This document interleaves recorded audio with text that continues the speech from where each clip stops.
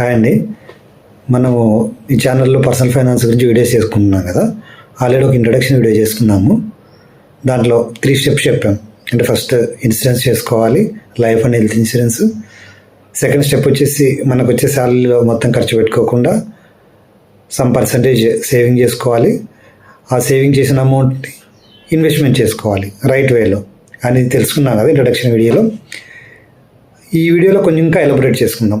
Investment అంటే ఎలాగా invest చేసుకోవాలి, ఏ ఇన్స్ట్రుమెంట్లో ఇన్వెస్ట్ చేసుకోవాలి, ఏ టైప్స్ ఉన్నాయి, దేనివల్ల అడ్వాంటేజ్ ఏంటి, డిసడ్వాంటేజ్ ఏంటి, ఇంట్రెస్ట్ రేట్స్ ఎలా ఉంటాయి, రిస్క్ ఎలా ఉంటుంది అనే దాని గురించి ఈరోజు తెలుసుకుందామండి.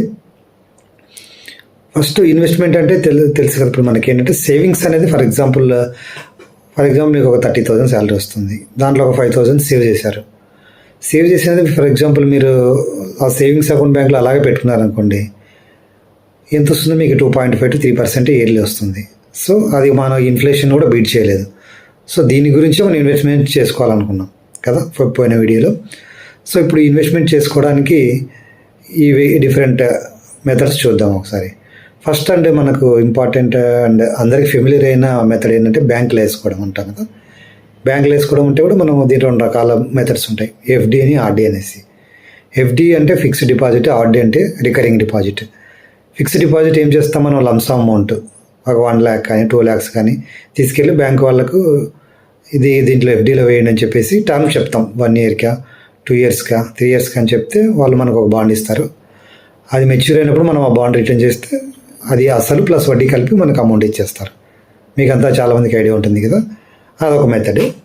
నెక్స్ట్ వచ్చేసి ఆర్డి అనమాట, రికరింగ్ డిపాజిట్. రికరింగ్ డిపాజిట్ ఏంటంటే ఫిక్స్డ్లో మనం ఏం చేస్తున్నాం, లంప్స్ అమౌంట్ ఒకేసారి వేస్తున్నాం. ఆర్డీలో ఏంటంటే చిన్న చిన్న అమౌంట్లు ప్రతి నెల వేసుకుంటూ వెళ్తాం. ఫర్ ఎగ్జాంపుల్ 1,000 రూపీస్ కావచ్చు, 2,000 కావచ్చు, 5,000 కావచ్చు. స్టెప్ బై స్టెప్స్ ఉంటాయి. ప్రతి నెల జీతం వచ్చినప్పుడు వేసుకుంటే వెళ్ళదని రికరింగ్ డిపాజిట్ ఆర్డీ అంటాం. దాంట్లో కూడా అంతే, మనకి ఎఫ్డీ లాగానే ఒక టైం పీరియడ్ ఉంటుంది. 2 years, 3 years, 1.5 year, 1 year ఉంటుంది. ఆ ఇయర్ అంతా అయిపోయిన తర్వాత వాళ్ళు రిలేటివ్గా వడ్డీ క్యాలిక్యులేట్ చేసి మనకు అసలు వడ్డీ కలిపి ఇచ్చేస్తారు. మెయిన్ ఈ బ్యాంక్ డిపాజిట్, బ్యాంక్ ఇన్వెస్ట్ చేసే ఇన్వెస్ట్మెంట్స్ వల్ల డిసడ్వాంటేజ్ ఏంటంటే ఇక్కడ వచ్చే వడ్డీ ఎంత ఉంటుందో చెప్పండి, మ్యాక్సిమం 6 to 7% ఉంటుంది కదా. దీనివల్ల డిసడ్వాంటేజ్ ఏంటి, మనం ఇన్ఫ్లేషన్ కూడా బీట్ చేయలేమన్నమాట. అంటే ఇన్ఫ్లేషన్ ఎంత అనుకున్నాం ఆల్రెడీ మనము లాస్ట్ వీడియోలో 6 to 7% ఉంటుంది. సో అక్కడ మనకి ఇన్ఫ్లేషన్ 6 to 7% ఉంటుంది. మనకి ఇక్కడ వచ్చే వడ్డీ కూడా 6 to 7% ఉన్నప్పుడు మనకి వెల్త్ ఎలా జనరేట్ అవుతుంది, మనకి ఏం జనరేట్ కాదనమాట. ఫర్ ఎగ్జాంపుల్ ఇప్పుడు మనకు ఒక 100 రూపాయలు వస్తుంది అనుకోండి. ఆ 100 రూపాయలు మనం బ్యాంకులో వేసాము. అది వడ్డీ 6% అనుకుంటే 106 రూపీస్ అయింది మనకి టోటల్ వడ్డీతో కలుపుకొని. మనకి ఇన్ఫ్లేషన్ వల్ల ఆ 100 రూపాయల వస్తువు కూడా 106 రూపాయలు అయింది.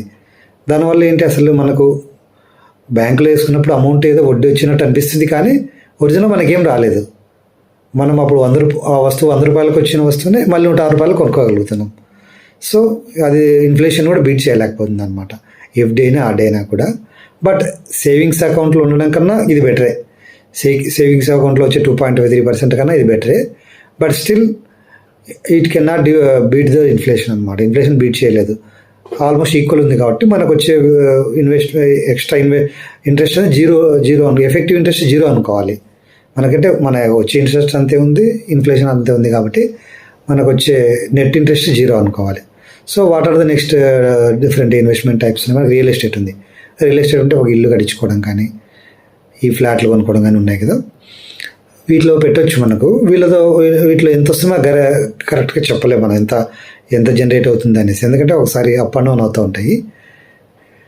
మెయిన్ దీంట్లో ఒక బ్యాక్ డ్రాప్ ఏంటంటే మనకు డిసడ్వాంటేజ్ ఏంటంటే రియల్ ఎస్టేట్లో లిక్విడిటీ ఉండదండి. ఇల్లిక్విడిటీ అంటే ఫర్ ఎగ్జాంపుల్ ఈరోజు మీరు ఒక స్థలం కొనుక్కున్నారు, దాన్ని అవసరానికి అమ్మాలనుకున్నప్పుడు మనకి అమ్ముడుపోదు అది.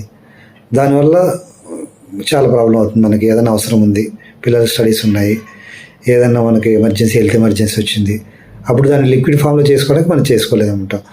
సో మనకు రియల్ ఎస్టేట్ వల్ల వచ్చే ప్రాబ్లం ఏంటంటే, మెయిన్ ప్రాబ్లం ఏంటంటే ఇల్లిక్విడిటీ అనమాట. లిక్విడిటీ అనేది ఉండదు మనకు. నెక్స్ట్ టైప్ ఆఫ్ మనకి ఇన్వెస్ట్మెంట్కి వెళ్తే చిటీస్ అంటాం కదా, చిట్స్.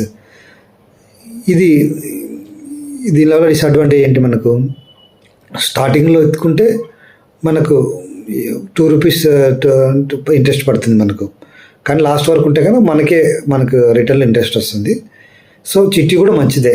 ఎవరికంటే ఇప్పుడు లోన్ గవర్నమెంట్ ఎంప్లాయీస్ కాకుండా మామూలుగా పని చేసుకునే వాళ్ళు ఉంటారు, వాళ్ళకు బ్యాంక్స్లో లోన్లు ఇవ్వరు అనమాట. అలాంటి వాళ్ళకు చిట్టి is best and available option అనమాట.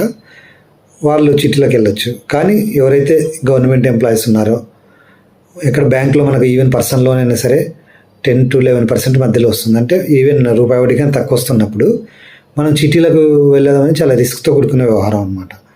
అంటే ఫర్ ఎగ్జాంపుల్ అక్కడ చిట్టి వేసిన అతను మనకు కరెక్ట్గా ఇస్తాడా మనకు అవసరం ఉన్నప్పుడు అని రిస్క్ అనేది చాలా ఉంటుంది మనకు. దట్టు చిట్టి వేసిన అతనే కాదు, ఆ గ్రూప్లో ఒక 20 మంది ఉన్నారు కూడా ఎగ్జాంపుల్, దాంట్లో ఒకరు ఏదైనా ఎగరగొట్టినా కూడా టోటల్గా అందరికీ ఎఫెక్ట్ అయ్యే ఛాన్సెస్ ఉంటాయన్నమాట. సో ఆ విధంగా చిట్టి అడ్వాంటేజ్ డిసడ్వాంటేజ్ అలాగ ఉంటాయి. నెక్స్ట్ వచ్చేసి షేర్ మార్కెట్ అనమాట. షేర్ మార్కెట్ మనం ఈక్విటీ అంటాం, అంటే మ్యూచువల్ ఫండ్స్ కూడా ఈక్విటీ అంటాము. ఈక్విటీ అంటే ఏం లేదండి మనకు. ఈక్విటీ అంటే ఏంటంటే షేర్ మార్కెట్ మనం ఏంటి, అసలు యాక్చువల్గా కంపెనీ ఉంటుంది. ఫర్ ఎగ్జాంపుల్ యూనిలివర్ ఉంది, టాటా ఉంది. షేర్ మార్కెట్ అంటే ఏం లేదండి, ఇప్పుడు వాళ్ళు లిస్ట్ అవుతారు దాంట్లో, అంటే వాళ్ళ కంపెనీ దాంట్లో లిస్ట్ చేసి వాళ్ళలో ఉన్న వాటాను అమ్ముతారనమాట ప్రజలకు, వేరే కంపెనీస్కి షేర్ల రూపంలో అమ్ముతారు. దానివల్ల వాళ్ళకి లాభం ఏంటి, ఆ వచ్చిన డబ్బుతో మళ్ళీ రీఇన్వెస్ట్ చేసుకొని వాళ్ళ కంపెనీ ఎక్స్పాండ్ చేసుకుంటూ వెళ్తారనమాట. ఆ షేర్లు కొన్న వాళ్ళకు డివిడెండ్ అనేది వస్తుంటుంది. ఇయర్లీ డివిడెండ్ ప్రకటించినప్పుడు, క్వార్టర్లీ కానీ ఇయర్లీ కానీ డివిడెండ్ ప్రకటించినప్పుడు వస్తుంది. ఇంకా ఆ కంపెనీ బాగా పర్ఫామ్ చేసి లాభాలు బాగా వస్తుంటే ఆ షేర్ ప్రైస్ కూడా బాగా పెరుగుతూ పోతుంటుంది. సో ఈ లాంగ్ టర్మ్ ఇన్వెస్ట్మెంట్కి షేర్ మార్కెట్ కూడా మంచిదే. కానీ దీంట్లో ఉన్న ఒక పెద్ద డ్రాబ్యాక్ ఏంటంటే, ఫర్ ఎగ్జాంపుల్ మీ దగ్గర ఉన్న అమౌంట్ ఒక కంపెనీలో పెట్టారు, ఆ 2 కంపెనీస్లో షేర్లో కొన్నారు. ఆ కంపెనీకి ఏమన్నా జరిగింది అనుకోండి, ఫర్ ఎగ్జాంపుల్ లాస్ వచ్చేసింది. కొన్ని కంపెనీస్ ఏంటంటే ₹1000 1500 నుంచి జీరో పోయిన కంపెనీస్ కూడా ఉంటాయన్నమాట షేర్ వాల్యూ. సో అక్కడ ప్రాబ్లం ఏమవుతుందంటే మీ ఇన్వెస్ట్మెంట్ క్యాపిటల్ అనేది జీరో అయ్యే ఛాన్సెస్ కూడా రిస్క్ చాలా ఉంటుంది. దీంట్లో ఇంకా day trading, F&O futures and options, commodities అనేవి ఉంటాయి. అవి ఇంకా డేంజర్ అండి, మన మామూలు ట్రేడింగ్ కన్నా ఇంకా డేంజర్. లాంగ్ టర్మ్ ట్రేడింగ్ అనేది వీటితో పోలిస్తే కొద్దిగా సేఫ్ సైడ్. సో మనకి ఏదంటే కొంచెం టైం ఉండాలి, ఆ షేర్ ఎలా పర్ఫామ్ చేస్తుంది, ఆ కంపెనీ ఫండమెంటల్స్ ఎలా ఉన్నాయి తెలుసుకొని, అది ఎక్కడ స్టాప్ లాస్ అనేది ఒకటి ఉంటుంది, దాన్ని ఎక్కడ అమ్మాలి, ఎక్కడ కొనుక్కోవాలి, ఎక్కడ రేట్ పడిపోతుంటే ఎక్కడికి అమ్మేసేయాలి, ఒక షేర్ని ఏ రేట్లో కొనుక్కోవాలి అనేది మనము కాన్స్టెంట్గా డైలీ కొద్దిగా టైం స్పెండ్ చేయాల్సి ఉంటుంది. So that is one disadvantage అండి మ్యూచువల్ ఫండ్స్లో, షేర్ మార్కెట్లో. నెక్స్ట్ వచ్చేసి మ్యూచువల్ ఫండ్స్ అండి. నాకు తెలిసినంతవరకు ఇది బెస్ట్ ఆప్షన్ అని చెప్తా అండి మనకు ఇన్వెస్ట్మెంట్ వెల్త్ జనరేట్ చేయడానికి. ఎందుకంటే ఇది కూడా యాక్చువల్గా మ్యూచువల్ ఫండ్స్ కూడా షేర్ మార్కెట్లో వెల్త్ పెడతారు, కాకపోతే మనం డైరెక్ట్గా పెట్టామన్నమాట. అక్కడ మనకు షేర్స్లో అంటే మనం డైరెక్ట్ షేర్ పర్చేజ్ చేస్తాం కంపెనీది. ఇక్కడ మ్యూచువల్ ఫండ్స్లో ఏంటంటే ఫండ్ మేనేజర్ అని ఉంటారు, ఒక కంపెనీ ఉంటుంది. ఫర్ ఎగ్జాంపుల్ కెనరా రోబోకో అని, ఎస్బీఐ మ్యూచువల్ అని, ఎల్ఐసి మ్యూచువల్ ఫండ్ అని, కోటక్ మహీంద్రా అని, ఇలాగ మ్యూచువల్ ఫండ్ కంపెనీస్ ఉంటాయి. వాళ్ళకు ప్రతి మ్యూచువల్ ఫండ్కి ఒక ఫండ్ మేనేజర్ ఉంటాడు అనమాట. వాళ్ళంతా మన లాంటి వాళ్ళ దగ్గర నుంచి 10,000 20 లక్షల రూపాయలు లాగా అమౌంట్ అంతా కలెక్ట్ చేసేసి ఒక ఫండ్ లాగా క్రియేట్ చేసి దాన్ని వాళ్ళు షేర్లు కొనడం, ఆ అమౌంట్తో వాళ్ళు షేర్లు కొంటూ అమ్ముతూ ఉంటారనమాట. దీనివల్ల మనకు లాస్ వచ్చే ఛాన్సెస్ ఎందుకు తగ్గుతాయంటే, వాళ్ళు ఒక మ్యూచువల్ ఫండ్లో తీసుకుంటే ఒక 200-300 కంపెనీస్లో షేర్లు కొంటారు. సో ఆ 200-300 కంపెనీస్లో ఒక కంపెనీకి ఏమైనా లాస్ వచ్చినా, లేదా ఆ కంపెనీ వాల్యూ జీరో అయిపోయినా పెద్ద ప్రాబ్లం ఉండదు. ఎందుకంటే మిగతా 190-250 కంపెనీస్ పర్ఫామ్ చేస్తుంటాయి కదా, దానివల్ల మనకు లాస్ అనేది యావరేజ్ అవుతుందన్నమాట. అంత షేర్ మార్కెట్లో అంత డ్రాస్టిక్గా ఉన్నంత లాసెస్ ఉండదు. ఇంకోటి ఏంటంటే వాళ్ళు ఫండ్ మేనేజర్ అనే వాళ్ళు చాలా హైలీ క్వాలిఫైడ్ ప్రొఫెషనల్స్ అండి. వాళ్ళు ఐఐటీస్లో, ఐఐఎంలో ఎంబీఏలు, బీటెక్లు చేసిన వాళ్ళే, మంచి క్వాలిఫికేషన్ ఉన్న వాళ్ళే ఉంటారు.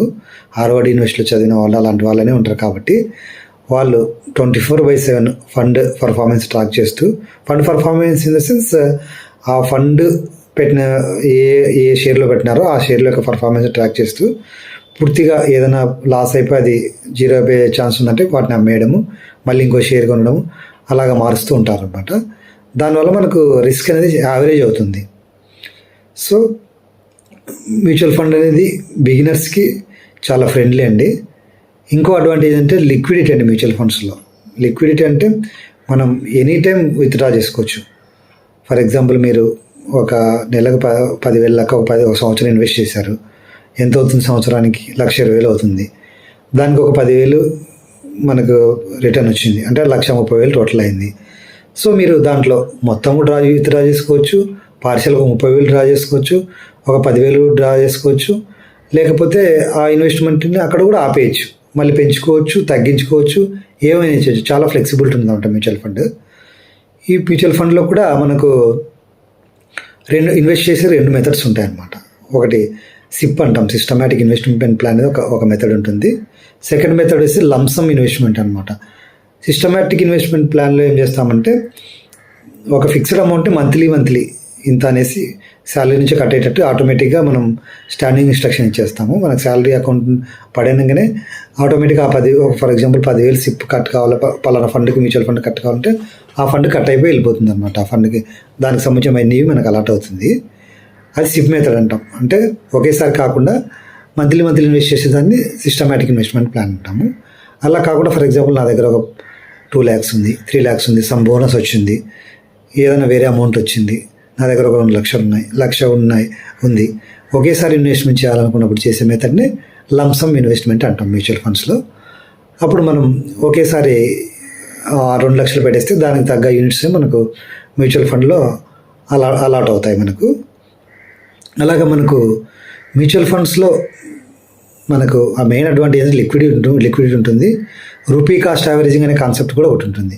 అంటే ఫర్ ఎగ్జాంపుల్ ఇప్పుడు మార్కెట్ డౌన్ అయిందనుకోండి, మనకు ఒక 10,000కి ఎక్కువ యూనిట్లు అలాట్ అవుతాయి అన్నమాట. దానివల్ల ఏంటి మనకు రేపు పొద్దున ఆ యూనిట్లు పెరిగినప్పుడు మనకు ఓవరాల్గా మన వెల్త్ అనేది ఇంప్రూవ్ అవుతుంది అనమాట. సో మార్కెట్ పెరిగినప్పుడేమో మన టోటల్ ఇన్వెస్ట్మెంట్ పెరుగుతుంది. మార్కెట్ డౌన్ అయినప్పుడేమో మనకు పెట్టే అమౌంట్కి ఎక్కువ యూనిట్లు అలాట్ అవుతాయి. తద్వారా రూపీ కాస్టింగ్ యావరేజ్ అనే కాన్సెప్ట్ ద్వారా మంచి ఫండ్ వాల్యూ అనేది క్రియేట్ అవుతుంది. సో మ్యూచువల్ ఫండ్ అనేది నేను సజెస్ట్ చేసేది, నేను ఆల్రెడీ ఇంప్లిమెంట్ చేస్తున్నది ఒక మంచి వెహికల్ ఫర్ వెల్త్ క్రియేషన్ అని నేనైతే చెప్పగలుగుతాను. సో ఈరోజు మనం తెలుసుకున్నాం కదా, what are the different type of investment options available and what are the risk in different investment methods అని తెలుసుకున్నాము. సో నెక్స్ట్ వీడియోలో మనం ఇంకా కొన్ని చాలా టాపిక్స్ ఉన్నాయి. అవి ఒక్కొక్క టాపిక్ గురించి మనం డీటెయిల్గా తెలుసుకుందామండి. థ్యాంక్ యూ అని అంటారు.